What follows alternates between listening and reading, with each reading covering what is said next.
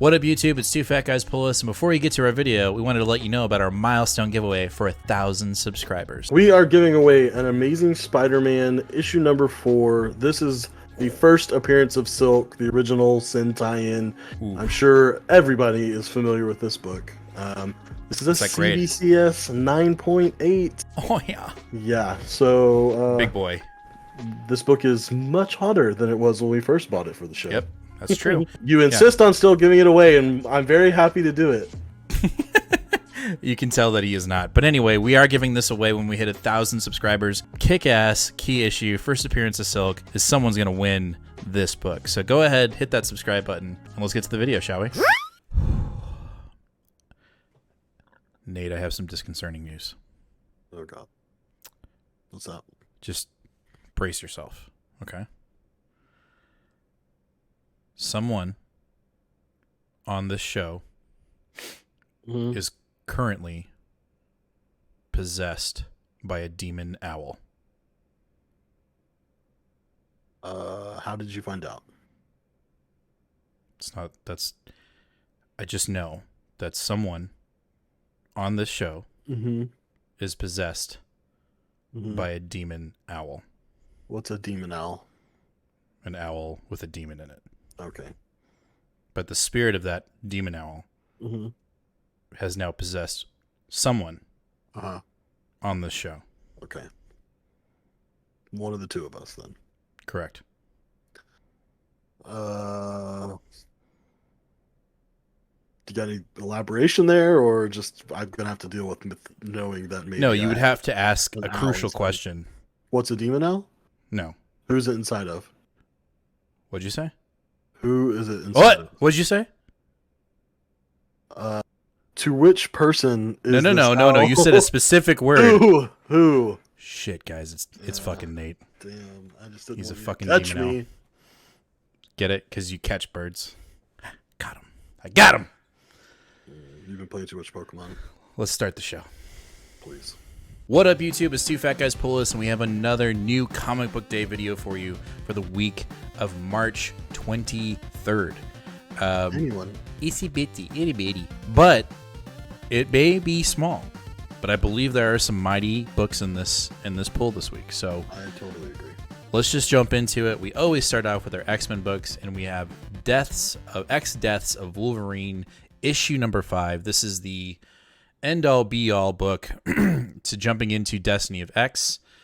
X Lives of Wolverine issue 5 was pretty much a snooze fest, but Deaths has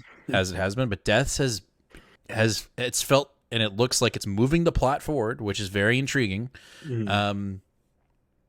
So yeah, we've got this Phalanx Wolverine on the island. We have a possibly dead Moira. We don't really know the ramifications of that, if any. I'm sure there will be. And we have to assume that Wolverine is going to get the upper hand, but which one? Which Wolverine or which hand? Both. Got it. I like Phalanx Wolverine, so I'll at least read it for that. Kind of, I mean, it seems like he's going away, but we'll just have to wait and see. Again, very interested to see what the last page will bring. Phalanx Wolverine will be back in the Destiny of, some crap like that. We're going to get some kind of big reveal at the end. It might just be, hey, Destiny of X is coming next week. We'll see. But this one's been a good one, and I'm ready to read it. So, yeah. Me too. All right, after that, we have Avengers Forever, issue number 4. We're diving into what seems to be Thor variants. Or I can't even remember. This plot line was set up like in issue 1. I'm actually very excited about this. These are not Thor variants. These are his granddaughters. Yes, this is from the Jason Aaron Thor run, King Thor.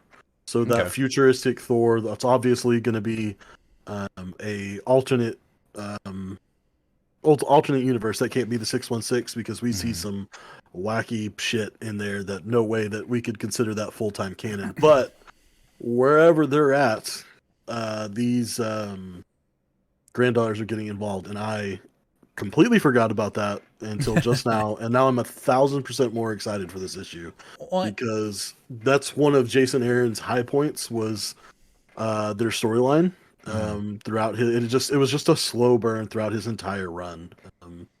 Okay. I'm very excited about Well, this. and I think that's again where Aaron I think gets to play really well, and he just needs to keep doing that. Is just that's what this Avengers Forever book really needs to be, and really Avengers needs to be. Is stick with one central theme and move it throughout the entire arc. Don't cut it up into pieces. Just make it this massive epic. And I feel like that's what Avengers Forever is doing, even though he's kind of retreating back into his shell in the current Avengers run. So hopefully Avengers Forever will pick up that pace and just kind of be a nice companion. And I'm with you. I'm looking forward to this. I felt like Avengers Forever kind of started awesome, and then it kind of went down a little bit, and now we're kind of picking it back up. So it'll be dope. Yeah. After that, we have the conclusion of the first arc from Peach Momoko, and that is Demon Days Blood Feud number 1. When the first Demon Days book came out, which I believe was XMen, like a year ago. Yeah, like literally a year ago. That has been one of our most watched videos since we've established the channel, outside of free comic book day previews, which we will be doing again. Because I think Peach Momoko's artwork is so good, but this story is just so original, even though we're using characters that we all know and love. And I'm glad it's here, but I'm also like, well, damn it, now it's going to be probably another year until we even get a continuation into Peach's world building. Yeah, have they officially said if we're going to get any more out of this at all, or are they just leaving it as a conclusion for now? I think someone on Twitter said like it's coming back, but don't. Maybe it's not. That's another one of these like, hey, let's read till the end, and maybe it'll say Demon Days will return, or Maiko, or I can't remember the name of the character, will be back. I just can't see it ending and not us having more. I mean, I think Marvel knows that they've got fucking fire or lightning in a bottle right here. Like they need to keep it going and give her as much time. I agree. If she needs 6 months, fuck it. I don't care. These are awesome books. And I mean, her artwork is starting to become on trading cards that are becoming worth hundreds, if not thousands of dollars. So like, keep it going. Yeah, this is always a surprise when I see it because I've always forgotten about it, but I'm always super pumped when it's here. And I've said it a million times, but this is the perfect example why you should color your mangas. Oh my god, black and white is dumb. Stop doing it. It's a waste of time. Put some damn color in there, like a normal American person.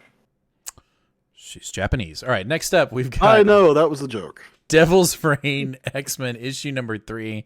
This is the last of the 3-part tie-in to Devil Reign from Gary Jerry and Phil Noto. Artwork fantastic. I believe issue 2 was one of my picks of the weeks. I think I picked it. It was really good. So I'm very excited to see how this ends, and what kind of ramifications we might actually see in Devil's Reign, if not the X-Men, because I feel like there might actually be some consequence in this book that might push into X-Men books.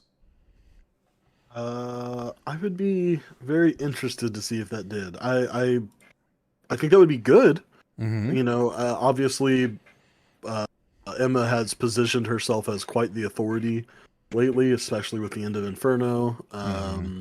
If this kind of knocked her down a peg, I find that to be intriguing, but I just don't know if that's. I don't know if they're going to give a plot point that strong merit in a random tie-in. Yeah, I know. I see what you're saying. Let's hope it is the case, because to see someone of such prominence on the island who has just become extremely powerful, above Xavier, and then her to be beholden to the Kingpin, who most likely will be in jail after Devil's Reign, to have that kind of power over such a powerful person on a completely other nation would be really cool. You're probably right, though. Marvel's not going to go that deep into the weeds, but man, if that's the case, kudos. Could be good. Yeah. All right, after that, we've got Cantwell's Iron Man issue 18. Last we left Tony and Hellcat. He basically vaporized his entire friend and ally base, just completely killed everybody. And so, dealing with the ramifications, are we getting back to our humanity? Will Hellcat get him out of this cosmic god pose right now? We don't know. We've said it consistently every time this is in our pool. This is probably one of the best comics, even going into 2022. It was in 2021. Take the Alex Ross covers out. Those always are going to be fire. Right. But this story this is the model for consistency when it comes to Marvel. We can talk about a bunch of other books that are independent books that have consistency. But for Marvel, kudos for Cantwell and the editorial team, as much as I don't want to give them that kudos, for sticking with a story that's gone well past what usually ends. Yeah, 19-issue story arc. This is our penultimate issue, not for the whole run, but just for this massive 19-issue saga of Korvac saga. Mm-hmm. We don't have Cafu on this particular issue. Looks like he'll be back for the final issue, but okay. Yeah, this has been one of the most consistently stable books, and it's absolutely shocking to me that still 18 months later that I'm still picking up an Iron Man book month after month. I would have never thought that in a million years. Nope. When we started this. All right, after that we've got Shang-Chi, issue number 10, The Five Weapon Society Unites. So, Shang-Chi's grandfather has laid down the gauntlet. It's a life or death situation. And to be honest, Shang-Chi really isn't presiding the entire society and his families as well as he wished he was. He threw one of his brothers in jail. One of the other sisters, I can't remember. I don't know if she's in exile or she's just kind of done her own thing. And one of the sisters just doesn't like him, because he's not as ruthless as the father, but he needs them. And so again, this book has been fantastic. I know you most recently finished the first trade in this, and you're basically, it sounds like you're jumping on. Yeah, I need to read the second volume so I can get caught up, but that gets me through issue 6. What is this, 10? Mm-hmm. So that's only 4 issues I need to pick up. So yeah, and with Marcus Toe on art, even though I do understand the frustration with the change, right? I'm still excited to see some Marcus Toe art again. Right. There's nothing against Marcus Toe. His artwork is fantastic, but the previous artist, I hope they jump on somebody else's book very soon, because they were absolutely fantastic. They had a great interpretation of the Marvel universe. Nice. But it's a good book. Mm-hmm.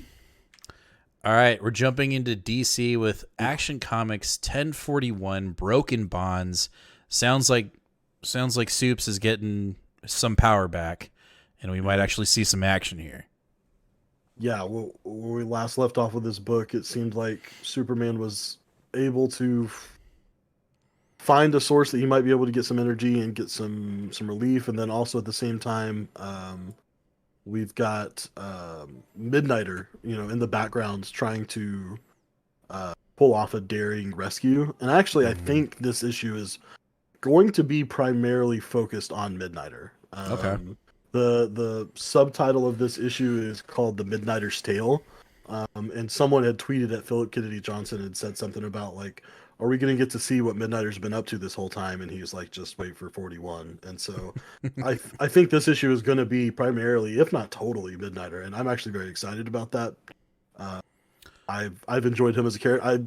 I have no introduction to the Midnighter before this run, before I guess technically the Superman and the Authority miniseries, but I like him. And so I would be interested in a full issue.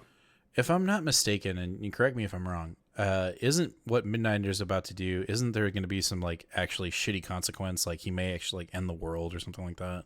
So what he wants to do is stop the power of the red sun that's in the core of the planets, which is what is subduing Superman's power. But by doing that, it'll have drastic ramifications on the planet of Warworld, affecting all of the normal everyday citizens and stuff. And Superman's like, no, we don't need to be killing their crops and making their tides change and do all this kind of crazy world-ending shit. We don't want that to happen to these innocent people, so we don't want to stop that. So I think, yeah, you're right. I think I'm curious to see, because that's going to be a little bit of a tension. Is, Superman doesn't want him to do that, and Midnighter's trying to do it, not knowing that Superman doesn't want him to do it. So, Right. And also I don't know if he's concerned about his partner as well, and so Midnighter's got a lot on his plate in this issue. Yeah. Oh, also, and then again, I guess I'm asking a bunch of questions. I can't remember. So the core of the planet is a red kryptonite sun, right, or something like that. It basically, I don't know if it's exactly that, but it like generates the same power or the same cosmic energy. Basically. So is that what's been draining him even on Earth?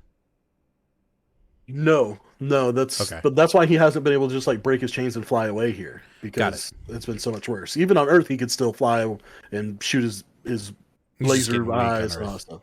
He's just getting weaker over there, but here, straight up, like, no, he's got it. Because he's not under a yellow sun, he doesn't have his Superman abilities. Got it. And also, I don't know if anybody noticed. I'm clearly not observing much, but the cover is an S, so that's kind of cool. I did not notice that either. Yeah, it's a freaking Superman sigil. That's funny. All right, next up, we've got 1058 Batman Detective Comics. This is the end of the Arkham Tower storyline. And you're going to hear it here first. Before you go any further, guys, right before we started recording, James told me, since it's such a short week, he is actually going to go back and read the backup story from beginning to end. Not at all. So that he can properly review it for you guys. Nope. He specifically said that he was going to do that. And that is the demon owl possessing Nate and telling lies. Man, just do it. This is the week to do it. That's a lot of reading. No, it's not. It's a lot of reading. It's 2 comics worth. What's Batman going to do? Is he going to scold the Bat family? Is he going to be like, y'all fucked up? Or is he just going to give them pats on the heads and be like, here's a treat, roll over, let's keep moving on? What's going to happen? Well, probably that. I don't know that I think it's just going to be like a random wrap up conclusion. I'm actually, for some reason, I'm getting a little bit worried about how this is going to end. But I've enjoyed the ride so far, so hopefully Tamaki can wrap it up well. We'll see. I mean, the cover's like, what am I? Yep. What are you? What am I? Oh, it does say that, yeah. Yeah, it does. Also, though, let's hope Rosenberg puts our main character back in the backup, because he wasn't there last week, and I was like, what the heck? What the heck? Why the heck? All right, next up, we have Robin, issue number 12, The Demon Within. We're moving towards a possible resurrection of Alfred. I'm assuming it's not going to be that easy. It can't be that easy. Why would it be? And we're gonna drag that out for a while. Oh yeah. It's not that I'm dropping this book, but I'm sensing filler. What? Covers? Sorry. No, I got something. I scrolled down on the information page for this book, and it was saying it just has the characters on there, and one of the characters that's in this issue is apparently Batman of Japan. But of the Prime Earth, not like a alternate universe or anything. I don't know what that means, but cool. Batman Inc. Maybe some kind of subsidiary or some other members or something. I don't know. Maybe. I don't know. This is supposed to be a lead-in issue to Shadow War, so I imagine at some point maybe we'll see a Deathstroke appearance or. Which I'm not. I am. I need to be convinced that I need to care about Shadow War. I don't know that I can convince you about that. I don't even know that. No, I'm not asking you. I'm saying DC in general. That's I don't know what I mean. Batman and Robin's involvement is what is the only thing that's keeping me slightly interested. But what's frustrating me is that it's going to interrupt 2 of our books, and we're going to have no idea what's going on because they are literally like part 2 and part 5 and part 7. Ugh. So. And if we want to get the full story, we're going to have to pick up, I believe, 4 extra issues. There's like an Alpha and Omega issue. That's right. And then there's 2 Deathstroke Inc. book issues. So, I don't know. I don't know if I want to pick up 4 extra issues for this event or not. But then again, I don't know. Like, I've even thought maybe I won't pick up the Robin issues, the Batman and Robin issues of the tie-in either. But. Oof. I don't know. I mean, I've already committed to it, but I don't know if I'm going to like it. I mean, let's just say this. It's no Heroes Reborn commitment. Let's just say that. Like, that was just... Yeah. It's not a death metal commitment either. Let's just say that. So let's move on. All right. Next up, we have our one and only independent for the week, and that is the Department of Truth issue number 17. We are finally getting to the identity, you would think, of this book in the sense of a conspiracy, which is we never really landed on the moon. I love the little tagline for the description on this. It says, "Strap in, folks. Richard Nixon has a moon landing to fake." Right. So, this has also been a good book every week. Redefining, I would say, the medium, I think, in the sense like you never know what you're going to expect. And then you read it, you look at it and like, I don't know. And then you read it and you go, God damn, that was good. It's just Tiny Onion is just doing a great job with this idea. And, hopefully you were lucky enough to pick up issue number 1, cover A, when it first came out, because that thing is to the moon. Keep going too. This is the last issue of our third arc, and also what is considered the guest artist arc. Okay. So after this, we're going to get a 1 month break, and then so no book in April. But we'll be back in May with this book, and Martin Simmons will be back on the book. Okay. Is it the same artist from the issue 16? It's not. It's the purpose was a guest artist every one. That's why we've had a different artist for 4 or 5 issues now. Understood. Yeah. Well, hopefully something drops really big in this one. I really hope we get the Lady with No Eyes, like some kind of revelation, because it seems like we've been building up to something that big. And if this is like the kind of the break, if you will, put that in quotations, hopefully we get some big revelation in this book. Looks like the artist on this one was the artist he most recently worked on the Rorschach book. Okay. No, yeah, I do. That was solid. So hopefully it'll be good. Cool. All right, that's going to do it for this episode of Two Fat Guys Pull Us New Comic Book Day video for the week of March 23rd. Let us know down in the comments, what are you picking up today? What do you think will be your pick of the week?